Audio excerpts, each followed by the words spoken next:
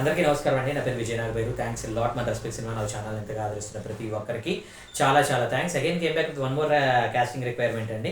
It's a story about the complexity of routines. It's the quiet realisations, unseen struggles and fleeting connections that guide us toward finding ourselves. So casting call for our next web series. Male కావాలంటే 24 నుండి 28 సంవత్సరాల లోపు వాళ్ళు, female కావాలంటే 20 నుండి 28 సంవత్సరాల లోపు వాళ్ళు. సో దయచేసి కాల్ చేయొద్దు, ఓన్లీ వాట్సాప్ అని అంటున్నారు. వీళ్ళ mail ID and contact number ఇచ్చారు, అది నేను మీకు చెప్పే ప్రయత్నం చేస్తాను. అయితే ఈ షూట్ ఎక్కడ జరుగుతుంది, ప్రొడక్షన్ హౌస్ పేరేంటి, ఇలాంటివి ఏమి ఇవ్వలేదండి. ప్రొడక్షన్ హౌస్ పేరు వచ్చేసి డీడీ మూవీస్ అంట. అయితే షూట్ ఎక్కడ జరుగుతుంది, వీళ్ళు ఆడిషన్స్ ఎక్కడ పెడతారు, ఏంటి అనే డీటెయిల్స్ అనేది ఏమి ఇవ్వలేదు.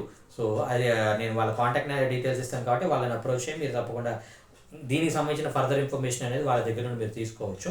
సో దాంతోపాటు మన సబ్స్క్రైబర్లు అడిగిన ప్రతి ప్రశ్నకి సమాధానం చెప్పడం అనేది మన బాధ్యత కాబట్టి.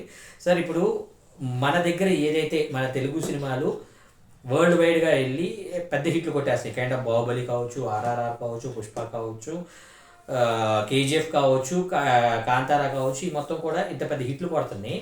ఇవే పార్ట్ 2 పార్ట్ 3కి వెళ్ళేటప్పటికి డిజాస్టర్లు అవుతున్నాయి. దానికి రీజన్స్ ఏమై ఉండొచ్చు, దాని గురించి కొంచెం డిస్కస్ చేయగలరా అని అడగటం జరిగింది. సో సింపుల్ థింగ్ ఏంటంటేనండి, ఇప్పుడు బాహుబలి రిలీజ్ అయిందండి. బాహుబలి 1 కన్నా కూడా బాహుబలి 2 అనేది చాలా పెద్ద హిట్ అయింది. మీరు గమనించినట్లయితే బాహుబలి 2 అనేది బాహుబలి 1 పోల్చుకుంటే డిజాస్టర్ ఏం అవ్వలేదు. ఆ తర్వాత ఆర్ఆర్ఆర్ కూడా దానికి సరిసమానంగానే వెళ్ళింది, కొంచెం అటు ఇటుగా. సో ఇప్పుడు పుష్ప 1 తోటి పోల్చుకున్నట్లయితే పుష్ప 2 అనేది కొంచెం అటు ఇటుగా మిక్స్డ్ టాక్ తోటి ఉంది. అలాగే మీరు కేజీఎఫ్ 1 తోటి పోల్చుకున్నట్లయితే కేజీఎఫ్ 2 అనేది ఇంకా పెద్ద హిట్ అయింది, అది మనం అబ్జర్వ్ చేయొచ్చు. కాంతారా మాత్రమే మనం చూసాం, కాంతారా 2 అనేది మనం ఇంకా చూడలేదు కాబట్టి దాని గురించి డిస్కస్ చేసే అంత ఇది ఇంకా లేదు. సో అలాగా ఎందుకు అయ్యి ఉండొచ్చు అనేది మనం అబ్జర్వ్ చేసినట్లయితే ఇక్కడ సింపుల్ థింగ్ ఏంటంటేనండి, మన తెలుగు డైరెక్టర్లకు ఉండే సంకుచిత మనస్తత్వం అంటారా, లేదంటే ఇమ్మెచ్యూరిటీ అంటారా, కొన్ని సందర్భాల్లో మనం ఆలోచించినట్లయితే మనకేమవుతుంది అంటే, ఇక్కడ తెలుగులో మనం ఏదైతే సినిమా తీస్తున్నామో ఆ సినిమాలో మనకి కథ అనేది మెయిన్ పిల్లర్గా పెట్టుకొని దానికి తగ్గట్టు ఎలివేషన్స్ అనేవి మనం చూసుకుంటా ఉంటాం. ఇప్పుడు ఫర్ ఎగ్జాంపుల్ మనం చూసినట్లయితే ఎలివేషన్స్ అనే పదానికి ఫస్ట్ అండ్ ఫార్మోస్ట్ కర్త కర్మ క్రియ ఎవరైనా ఉన్నారంటే రాజమౌళి. అన్డౌటెడ్గా రాజమౌళి గారి పేరే మనం చెప్పుకోవచ్చు. ఎందుకంటే రైట్ ఫ్రమ్ సింహాద్రి నుండే ఆయన ఎలివేషన్స్ అమ్మ మొగుడులాగే ఎలివేషన్స్నే ఇదిగా పెట్టుకొని సినిమాలు తీసుకుంటా ఉన్నాడు. అయితే ఆ ఎలివేషన్స్తో పాటు ఆయన కథ కూడా ట్రావెల్ అయ్యేవాడు. ఇప్పుడు కేరళ అనేది వెళ్ళి ఒకటి సింగమలై అనే ఒక ఇదిని తీసుకొని ఏమంటారు, గొడ్డలతోటి నరకటం అనేది, కొడితే నరికితే మెడల్ని అవతల పట్టడం అనేది, ఇది మొత్తం మనం రాజమౌళి గారి ఇదిలోనే చూసాం. ఆఖరికి ఆ గొడ్డలకి లాక్ అనేది క్రియేట్ చేసుకోవడం దగ్గర నుండి ఒక హీరోయిజం అనేది చూపించడం అనేది రాజమౌళి గారితో మొదలు. ఆ తర్వాత చూసుకున్నట్లయితే మనం ఛత్రపతిలో కూడా అగ్నిష్కలన అనే ఒక ఇదిలో మన ప్రభాస్ గారిని ఒక్క అడుగు అనే ఒక ఇది కావచ్చు, వాడిపోతే వీడు, వీడిపోతే వాడు, వాడిపోతే అమ్మ మొగుడు అంటూ ఎవడైనా వస్తే అనే ఒక ఇదిని క్రియేట్ చేయడం కావచ్చు. అసలు ఈ కేజీఎఫ్కి కావచ్చు, వీటన్నిటికీ కూడా నన్ను అడిగితే ఇన్స్పిరేషన్ వచ్చేసి రాజమౌళి గారే అని అంటాను. కాకపోతే వీళ్ళందరూ కూడా ఏంటంటే కథను వదిలేసి ఎలివేషన్స్ తోటి వెళ్తున్నారు. ఇప్పుడు పుష్ప 1లో చూసుకున్నట్లయితే పుష్ప 1లో డిఫరెంట్ బ్లాగ్స్ నాకు విపరీతంగా నచ్చింది. ఏది హీరో వచ్చేసి కాలు మీద కాలు వేసుకొని, ఇది నా కాలు మీద నేను వేసుకుంటాను, మీ బాస్ మీద వేసుండానా అనేది కావచ్చు. శ్రీవల్లి దగ్గరికి వెళ్ళేసి ఓ ముద్దు పెట్టు అనేది కావచ్చు. అన్న నేను వచ్చి ముద్దు పెట్టినా అంటే ఇందిరా అన్న అని పిలుస్తుంది, మళ్ళీ ముద్దు పెట్టా అంటుంది, ఇందే మెంటల్ దాన్ని తీసుకొచ్చిన ఇందిరా అనేది కావచ్చు. అలాగే ఆ తర్వాత ఆయన for the first time Omni van కొనటం కావచ్చు. ఆ తర్వాత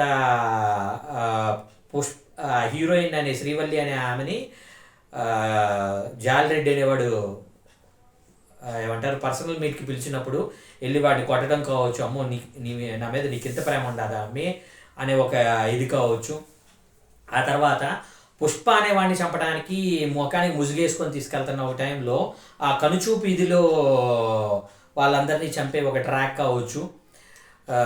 ఆ తర్వాత ఏమంటారు అతను సిండికేట్కి కీ పర్సన్ అవటం కావచ్చు. ఇలాంటి మంచి మంచి బ్లాగ్స్ ఉన్నాయి. నేనేమంటాను అంటే ఇదే పుష్ప 2లో ఏంటంటే కథ మిస్ అయింది అనేది నా ఫీలింగ్. మొత్తం బ్లాక్లుగా విపరీతంగా బాగుంటుంది. కాకపోతే పుష్ప మీరు ఒక్కసారి చూడండి, పుష్ప 2 చూసిన తర్వాత పుష్ప 1 చూస్తే పుష్ప 1లో ఉండే గొప్పతనం అనేది మీకు విపరీతంగా తెలుస్తుంది. అంటే పుష్ప 1 అనే దాంతో ఎక్కడో డిసప్పాయింట్గా ఉన్న 1% కూడా పుష్ప 2 చూసిన తర్వాత పుష్ప 1ని విపరీతంగా ప్రేమించేస్తూ ఉంటారు.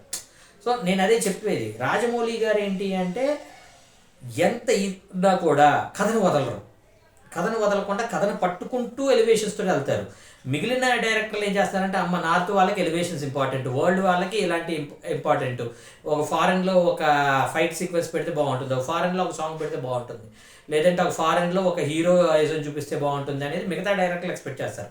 సో రాజమౌళి దగ్గరికి ఏంటంటే ఏది పెట్టినా ఎంత పెట్టినా అది కథలోకి రావాలి. ఇప్పుడు మీరు గమనించినట్లయితే రాజమౌళి గారు ఒక ఇంటర్వ్యూలో ఆర్ఆర్ఆర్కి ప్రభాస్ అనే ఒక వ్యక్తి వచ్చి he himself asked me, sir మీరు ఇప్పుడు ఆర్ఆర్ఆర్ అనే ఒక సినిమా తీస్తున్నారు, for the first time NTR and Ram Charan లాంటి ఒక మ్యాసివ్ హీరోస్ తోటి ఒక సినిమా చేద్దాం అనుకుంటున్నారు.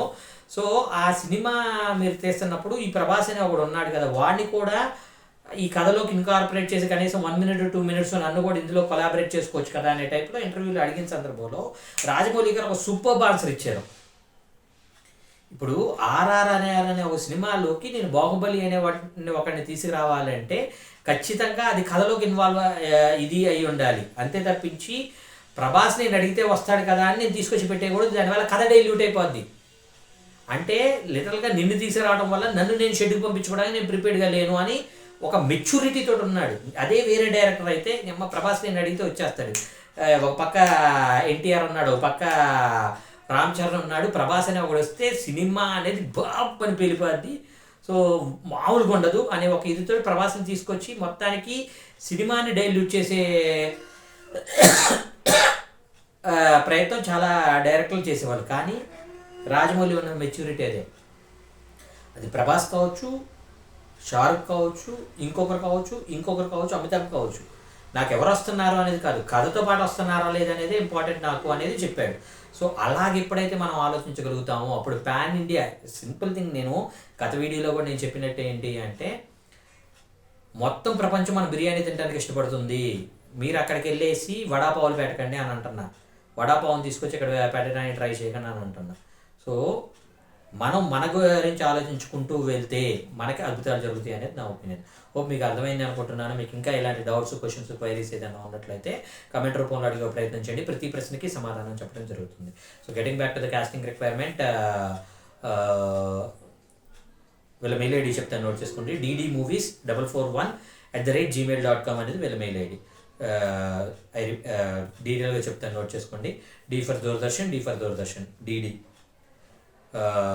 మూవీస్ MOVIES మూవీస్ 441 అనేది వీళ్ళ మెయిల్ ఐడి. వీళ్ళ కాంటాక్ట్ నెంబర్ వచ్చేసి 8712224074. I repeat 8712224074.